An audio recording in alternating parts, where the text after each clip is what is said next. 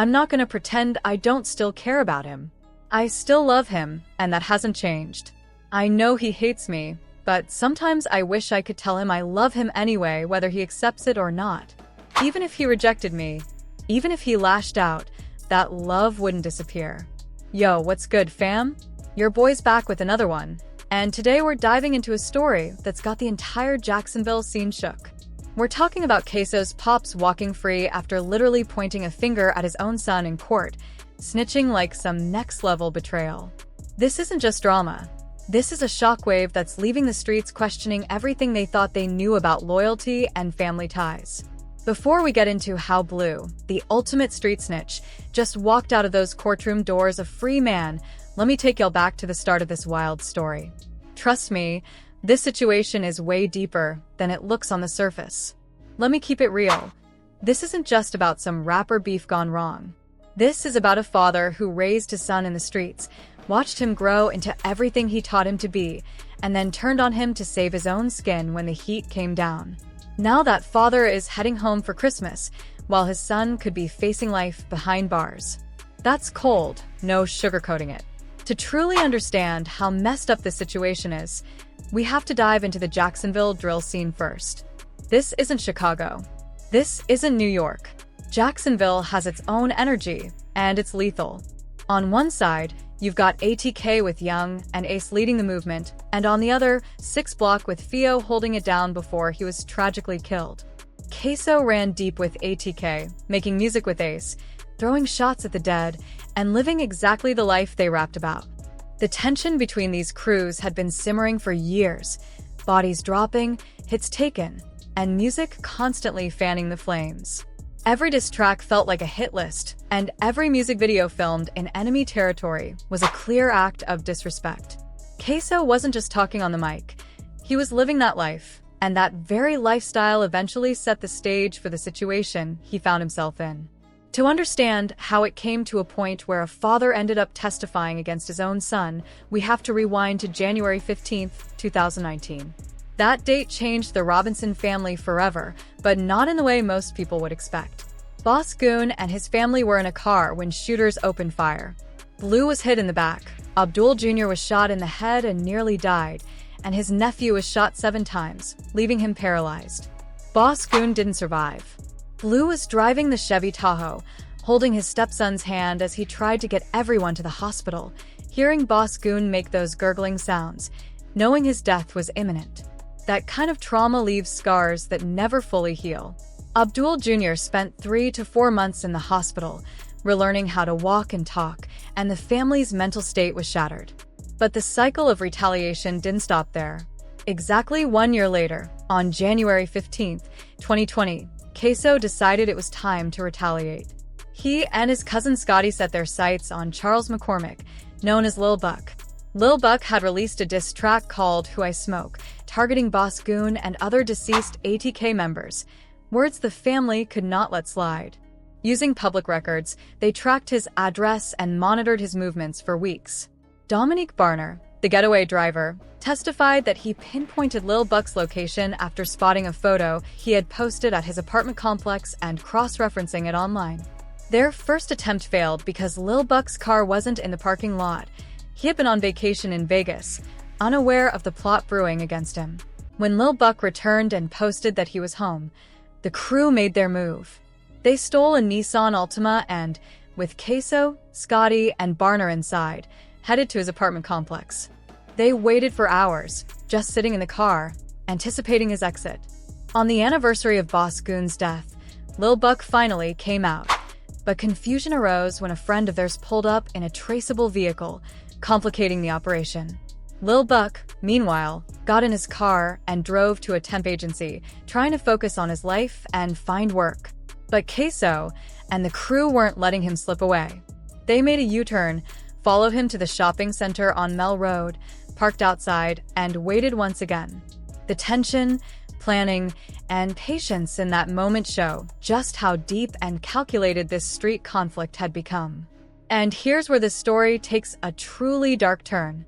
While sitting and waiting, Ksoo FaceTimed Raekwon Howard, who was linked to 6 Block, and told him, "We caught your boy slipping." That's next-level disrespect. literally alerting your enemy that you're about to move on their people. When Lil Buck finally came back outside, Ksoo jumped out of the car carrying an AR pistol. The original plan was to wait until Lil Buck got closer to his vehicle so Ksoo could step out and shoot him, then make a clean getaway. But Ksoo got too impatient and jumped early. Lil Buck saw him coming and tried to run, but Ksoo chased him around the side of the building. Witnesses testified that multiple shots rang out, leaving Lil Buck gravely injured, his teeth shattered, his leg nearly torn from his body. That kind of violence doesn't just end with the victim, it leaves lasting scars on everyone involved. An off-duty police officer witnessed the attack and immediately pursued them. This is where Blue comes in and why he ended up caught in the middle of it all.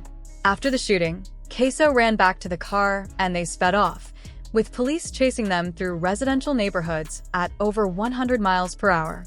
They weren't professional criminals, though. They crashed the stolen Nissan on Towns Boulevard.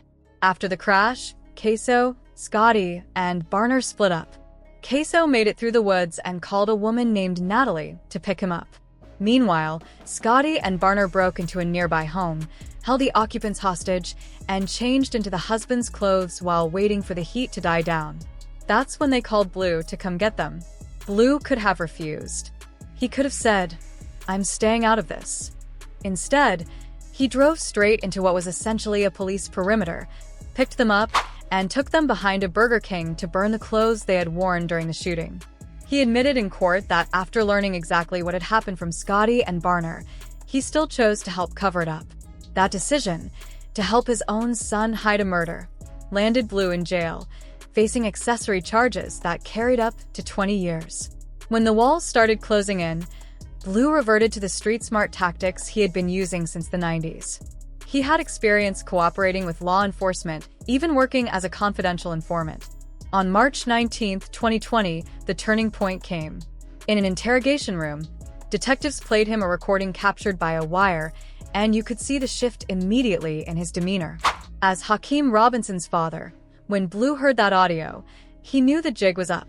The detective made it clear, "We don't care about you. We want the shooter."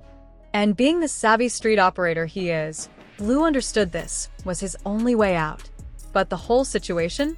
The betrayal, the violence, the family caught in the middle. It's enough to make anyone shake their head in disbelief. Blue's courtroom defense was a mix of personal appeals and sob stories. He spoke about his other children, 2 6-year-olds and an 8-year-old daughter, describing how they constantly ask when daddy is coming home for football games or daddy-daughter dances. He cited his own health struggles: diabetes, high blood pressure, congestive heart failure, kidney issues. The image he painted was that of a man overwhelmed by responsibility and circumstance. But let's pause for a moment. Where was this fatherly energy when Ksoo was growing up? If Blue had been the kind of father he now claims to want to be, maybe his son wouldn't be sitting at that defendant's table facing a potential life sentence. The reality is harsh. Blue raised Ksoo in the streets, instilling the blueprint that ultimately shaped the life he now regrets. Blue had a name in Jacksonville streets, moving in that world, and Ksoo looked up to him. When Ksoo went further, committing acts Blue himself never reached, he suddenly positioned himself as innocent. During cross-examination, Blue's defense attorney didn't hold back. They tore into the inconsistencies in his story, pressing on his involvement in Ksoo's music career and attempts to manage his son's business and cinematic ventures. It became clear that Blue was trying to profit from his son's success, while simultaneously being entangled in the same street activity that culminated in this murder. On July 28, 2025, when Blue took the stand and locked eyes with Ksoo, it was one of the coldest moments in recent courtroom history. The tension was palpable. The pain etched on both of their faces was impossible to ignore. Blue avoided eye contact, clearly struggling with the weight of what he was about to do. When asked who the shooter was in the surveillance footage, Blue didn't hesitate. It was his son. When pressed for the name, he said, "Hake," the very same name he gave his son at birth. The prosecution then had him confirm that he recognized Ksoo's walk, build, and movements from the video. Blue affirmed it all, citing his familiarity from watching him in music videos and around the house. When the murder footage played, Blue identified his son beyond any doubt. That kind of betrayal cuts deep, an almost unimaginable combination of familial love and legal obligation. Yet, even without his father's testimony, Ksoo faced overwhelming odds. The Jacksonville Police Department deployed cutting-edge forensic technology. Video experts and 3D laser modeling specialists meticulously analyzed the surveillance footage. Every angle, every movement, every detail was reconstructed to leave no room for doubt. In that courtroom, the evidence and the technology left Ksoo virtually defenseless. But what really drives the point home is the cruel timing. Blue will be home for the holidays, sitting at family dinners, taking his other kids to school, living life normally, all while his oldest son, Ksoo, experiences his first Christmas knowing he will never leave a cell. That level of guilt, of self-reflection. How do you live with yourself after knowing you were the reason your own child is locked away for life? The streets have been buzzing about this case for months, and the verdict is unanimous. Blue violated every unspoken code. You don't snitch on your own children, no matter the circumstances. Health issues, personal responsibilities, none of it excuses the betrayal. He brought that boy into the world, raised him, influenced him, and shaped him into the person he became. And when the consequences came knocking, he chose self-preservation over facing them together with his child. Even figures in the community like Young and Ace have weighed in, emphasizing their support. Young reportedly spent $50,000 on Ksoo's legal defense, doing everything possible to back his people in the midst of this heartbreak. The consensus is clear. Loyalty, honor, and blood ties, when broken like this, leave scars that last far beyond the courtroom. All the slick legal arguments in the world don't mean a thing when your own father stands up in court and says, "You did it." That moment alone, on top of the getaway driver flipping, was the final nail in Ksoo's coffin. This isn't some video game or a movie scene. This is real life. And in the streets, the consequences of taking a life echo far beyond the moment. Families are shattered. Communities carry trauma that never fully heals. Every choice, every act of violence, leaves scars that can't be erased. Ksoo's story serves as a stark warning. When street politics collide with reality, the fallout can be catastrophic. All the drill tracks, all the diss records, all the gang affiliations, none of it is just music. In his case, it culminated in prison, shattered family ties, and a freedom lost forever. Meanwhile, Blue walks out the courtroom, free to try and rebuild with his other children, while Ksoo sits behind bars, coming to terms with the fact that his father chose his own safety over loyalty. That type of betrayal cuts deeper than any sentence. The tragedy here isn't just a young man squandering his life. It's a father abandoning his child in the most consequential way imaginable. So, where do you stand on this? Was Blue wrong to testify, or was he just protecting the rest of his family? This story forces us to rethink everything we think we know about loyalty, family, and the street code. Drop your thoughts in the comments, because conversations like this are important. And don't forget to subscribe. We've got more stories coming that challenge assumptions and show the raw reality behind the headlines. Until next time, keep it real and stay safe out there.